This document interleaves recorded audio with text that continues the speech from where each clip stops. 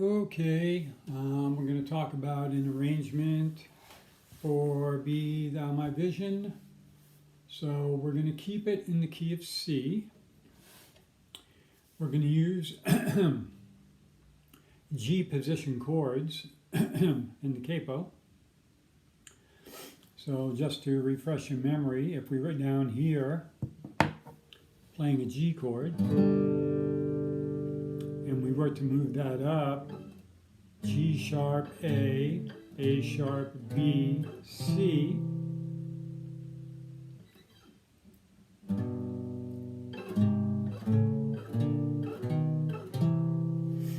okay? So that's what we're doing. We're moving that G chord up to where it becomes C, which means we put the capo on the 5th fret, and then when we play a G chord,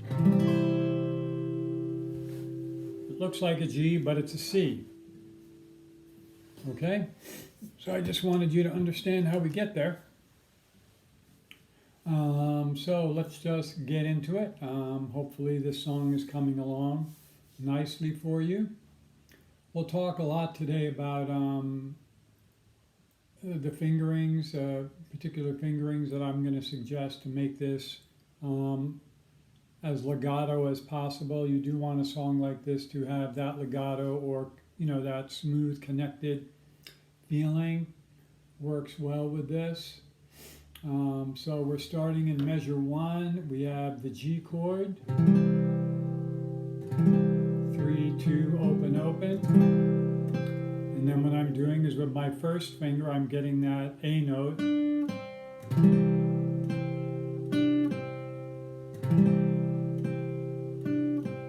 Then when I go to the E minor, I'm leaving the middle finger right where it is, and then just dropping the ring finger onto the 2nd fret of the D string. Playing those 3 notes, lifting up the ring finger, putting it back down. Going back to the beginning, my middle finger stays in place.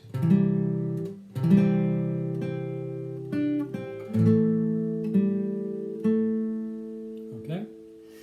Now when we go up to this next chord, the C chord, you could, if you wanted to, just slide the first finger up. And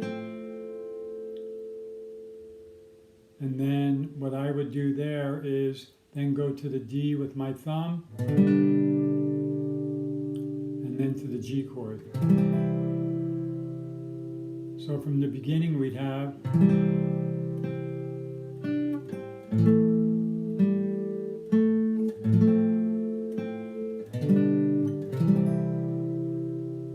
that's pretty smooth, right?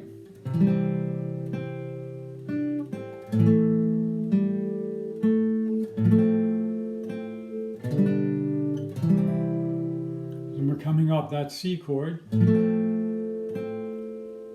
sorry, the fingering will be like this. So that thumb is kind of right over that 2nd fret, and all that first finger has to do is drop down. So we have 2, open, open, 2 on the D. One more time, then we'll move on. So we're in 3/4 time. 1, 2, 3, and 1, 2, 3, 1, 2, 3, 1, 2, 3. Going to line 2, I'm dropping my thumb, playing the 2nd fret, then I'm adding the ring finger to the 3rd fret of the A string. So what we have there is a D7 chord, which leads us back to the G. Now, in order to get back to that G, so here we are. So we started the measure on D, then we go to the D7 by dropping the ring finger down. Now, when I get to that G chord, what I'm going to do is I'm going to bring my ring finger straight up and my first finger over. So that's a bit of a cramped position. We end up with that G chord, which is actually at that point in time a G2. So we have the G chord, open B, then we can just use our pinky. So Once again, we're doing this to try to get a connected sound. So for that measure, under ideal conditions,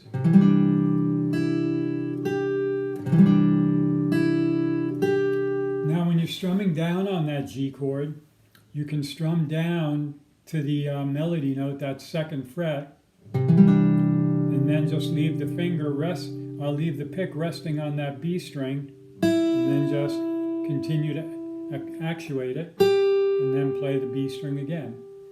So that starting from the beginning of that line, I'll play it slowly. We have 1, 2, 3, 1, 2, 3. You hear how everything is ringing there in that G chord? That's what you're striving for. You had mentioned about the possibility of getting your old ovation out. Sometimes, if you find that, I don't remember, I assume you're still using that Martin you bought, which is a great guitar. But if some of these, cramped up positions, I don't know what to call them, you know what I mean, you know what I'm trying to get at. If you get that ovation up and running, you might find, because of the wide neck, that some of these are a little bit easier to grab. Not necessarily, but it's a possibility, so I'm just putting that out there. Okay, so from the beginning to that point, we have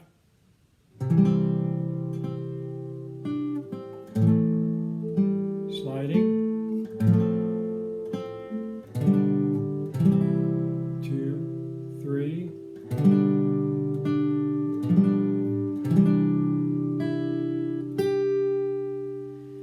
okay, so you're going to want to work on that second line, those first two measures.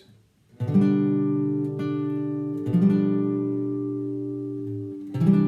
it is a little tricky.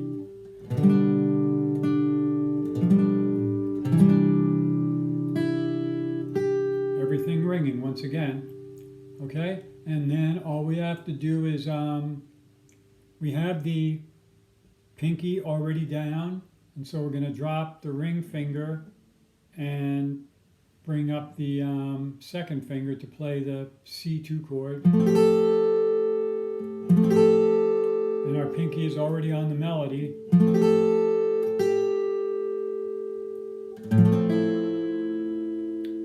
Third beat of that measure, open, 3, 2, open, open, to the D chord. So what we have happening there in that third measure where that C2 chord is, and then we're inverting it, putting this E down in the bass, coming up to that F sharp. So listen for that when you play it. Back to the beginning, back to the beginning of that line. Okay, once again, keep that middle finger stays down on that second fret for that, the D to the D7, it stays right there for the G.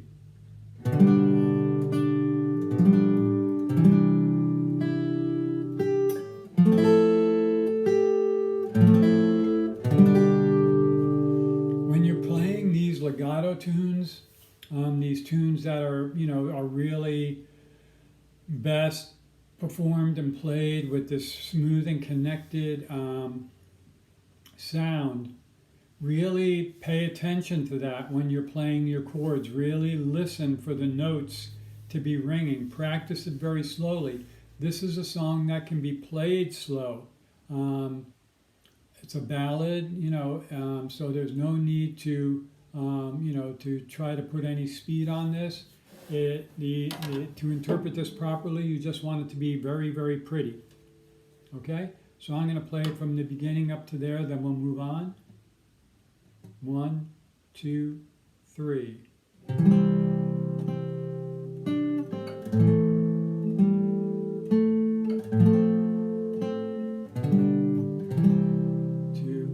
3.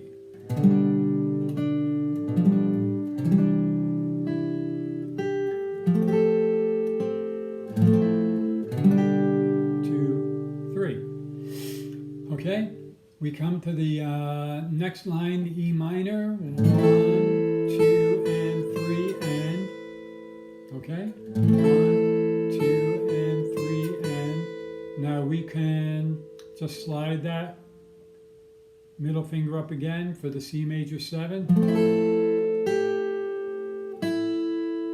Okay?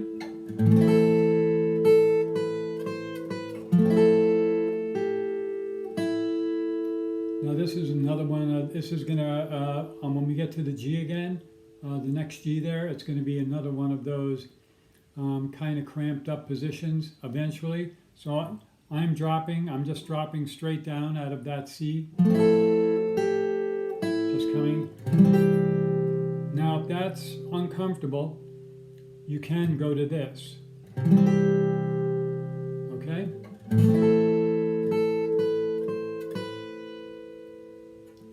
If I was going to do that, then what I would do, let's say we're going to do it this way. Let's just revisit the fingering on this because I think it'll be easier. So we're going to play the E minor. So in this case, rather than slide up, we'll go here because it's going to make that G a little bit more comfortable. We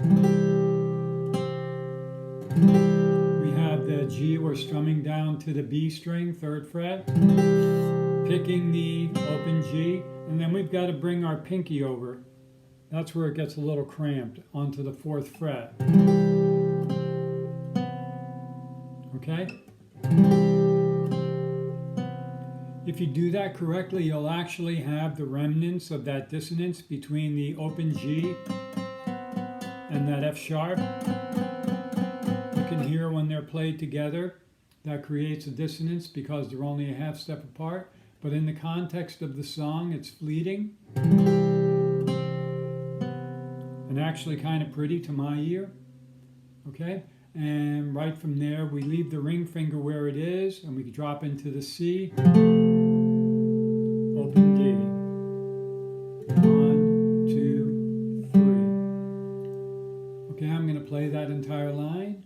1, 2, and 3, and 1, 2, 3, 1, 2, 3, 1, 2, 3. From the beginning to that point, 1, 2, 3.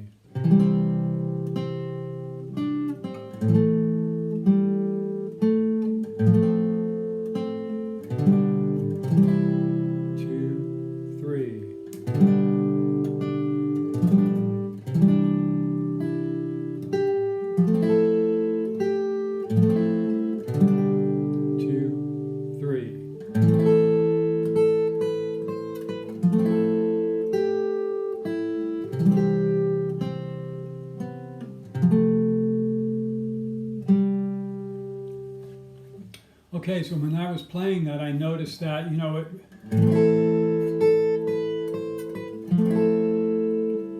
getting from that E minor to that C major 7, because you're coming off an 8th note, 1, 2, and 3, and 1, 2, 3. It happens quick, so once again, that might take some practice. Not a lot, but I could feel it. I could feel I had to, kind of be ready for that.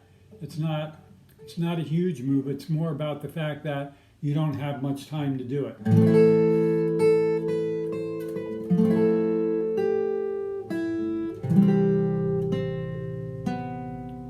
They're ringing together.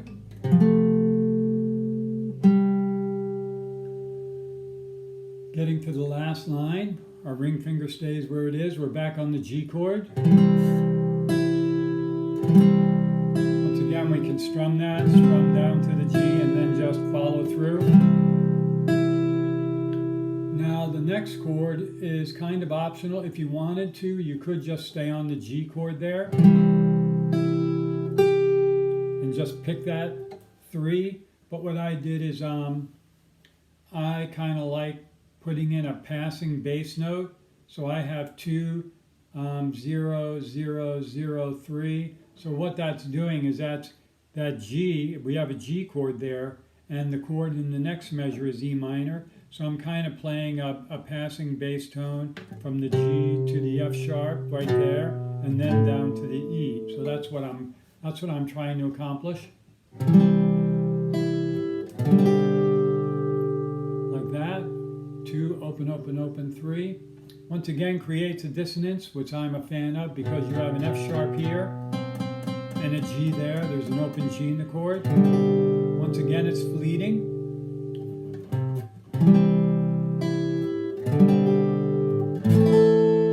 Leads us to the E minor.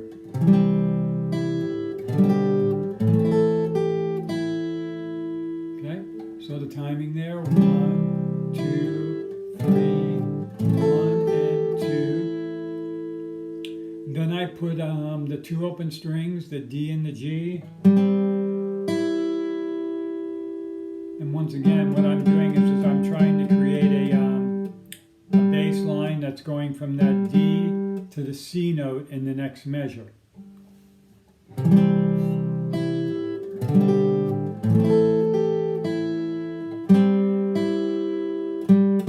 That D. We have 3, 2, 2. Open, 2, open. Back to the G. I'll play that entire line. 1, 2, 3.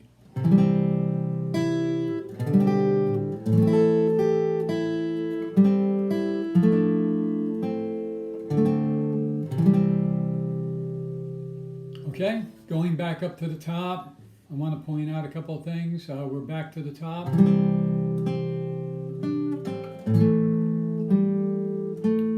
On the C chord here, we're playing the inverted C. I don't know if I mentioned it. I just want to make sure I point it out so you can listen for it. E in the bass to the F sharp in the bass. So we have that bass line climbing. On the C, we have the first inversion to the first inversion on the D. That F sharp, second fret on the D, leading to, okay, I'll just go through the song. I'll continue to go through it. Back to that first inversion D, to the D7. This is where we're looking for that real connected sound there.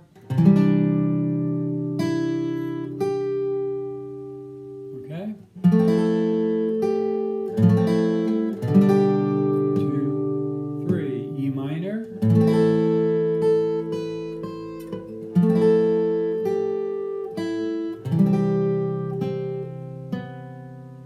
Might take some practice to get that pinky to behave and hit right on that, but you see I'm holding it very much on the tip because if possible, it doesn't have to be, but if I can keep that G string ringing and not cut it out, it sounds cool.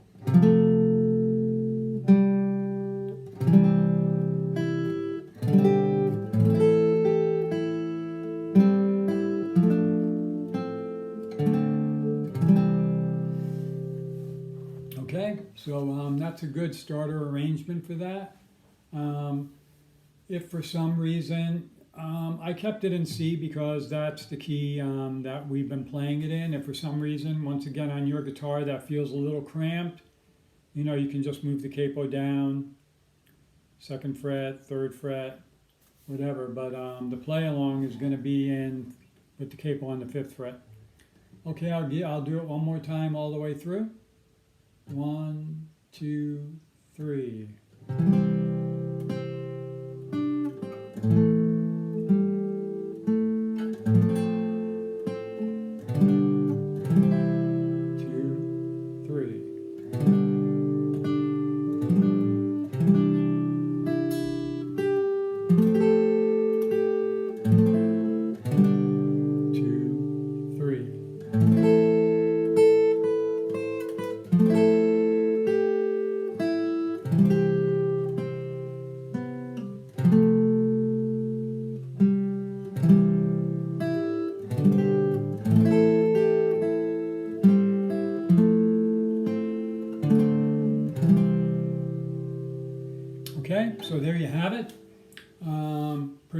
arrangement. I don't know what else to say. I think I covered everything, so go ahead and get to it. And if you have any questions, you know what to do.